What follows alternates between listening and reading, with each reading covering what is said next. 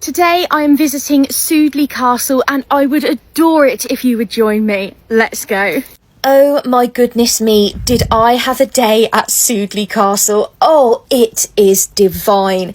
Everything I love in one place. There's a peaceful, tranquil church, a glorious garden brimming with butterflies, pollinator plants, and the heavenly smell of lavender. There are exhibition rooms which are living, breathing museums filled with the most decadent royal memorabilia I've ever seen in my life. There are castle rooms where you can walk the halls and envision yourself the lady of the manor.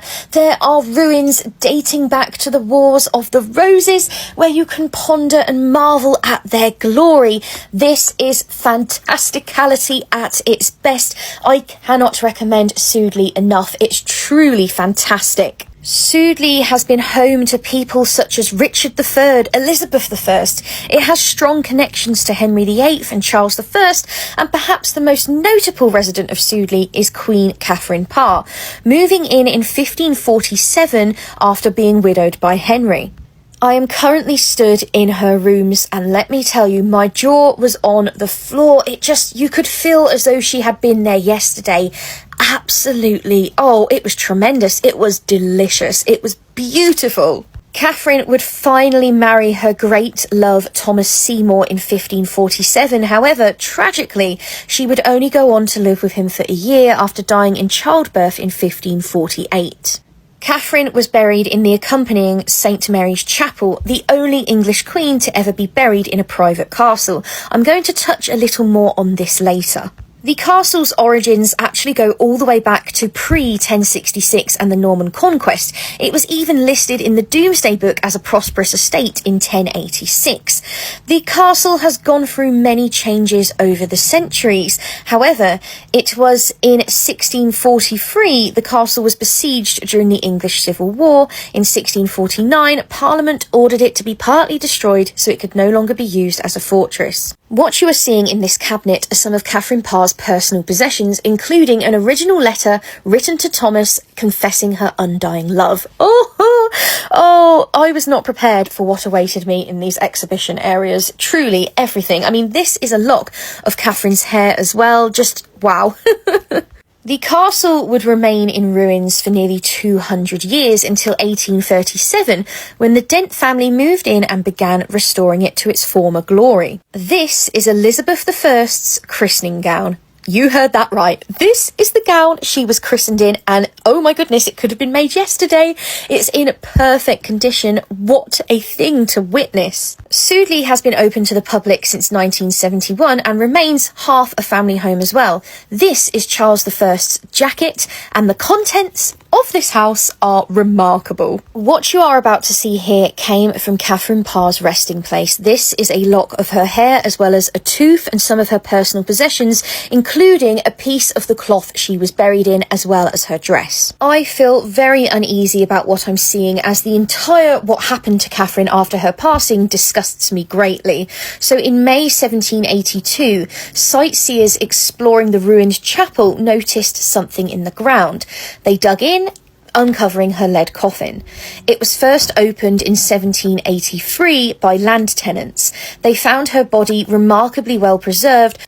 Items and parts of Catherine were taken in this time as more people came to view her coffin.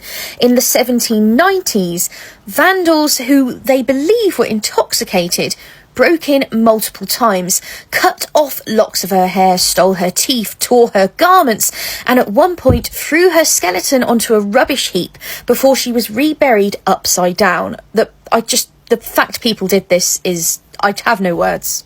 In 1817, Catherine Parr was dug up for her final time to be moved into a proper crypt by the rector of Sudeley. Her remains were placed in a secure neo-Gothic tomb in 1861 by the Dents.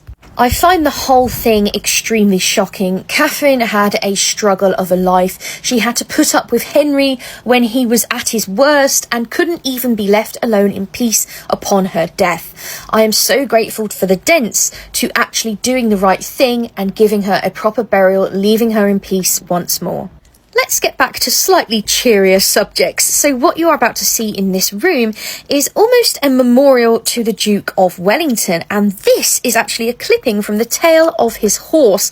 What on earth? This is the last thing I ever expected to see, but my goodness me, I can't believe I've seen it. What I find particularly incredible is that throughout this castle you are truly taken through, well, 500, 600 years of history. The objects alone are one of the best museums I've ever walked through, and I truly mean that. There's fashion and jewellery, there's ornaments, trinkets, paintings, these objects that you would never dream of being able to see.